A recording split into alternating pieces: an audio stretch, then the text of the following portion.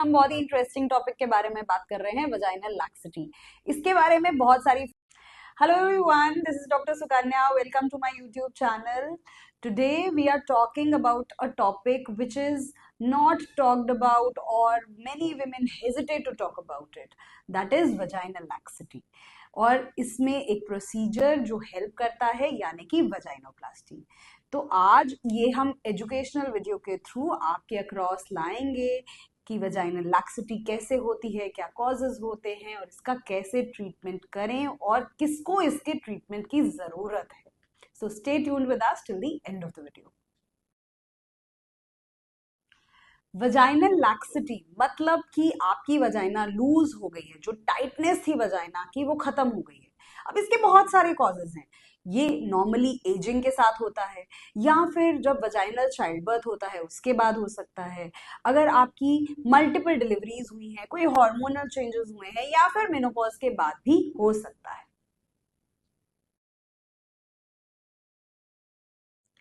तो अब सिम्टम्स क्या हैं जो फीमेल को वजाइनल लैक्सिटी है, उसको एक जनरलाइज्ड फीलिंग ऑफ लूजनेस रहेगी, जैसे कि सेंसेशन ड्यूरिंग इंटरकोर्स कम हो जाएगा या फिर जब वो टैम्पून रखेंगे तो उसको होल्ड करने में डिफिकल्टी आएगी। और साथ ही साथ ये एसोसिएटेड हो सकता है यूरिनरी इश्यूज के साथ and this all may lead to a decreased confidence in females.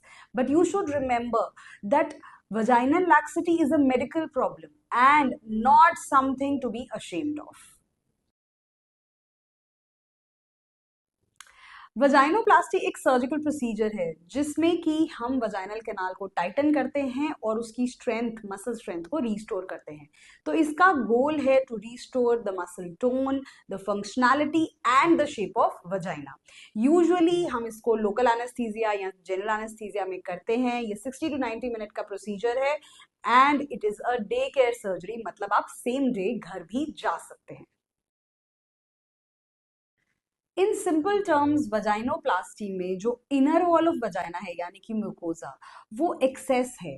उस एक्सेस टिश्यू को हम निकाल देते हैं और उसको टाइटन करते हैं ताकि एक टाइटन वजाइना मिले। साथ ही साथ जो मसल लेयर है उसको भी स्ट्रेंथन किया जाता है by bringing together and applying sutures. इस सब में जो सूचर्स यूज हो रहे हैं वो डिसॉल्वेबल सूचर्स हैं and the aim of everything is to give an aesthetic outcome as well as a functionally good vagina to you.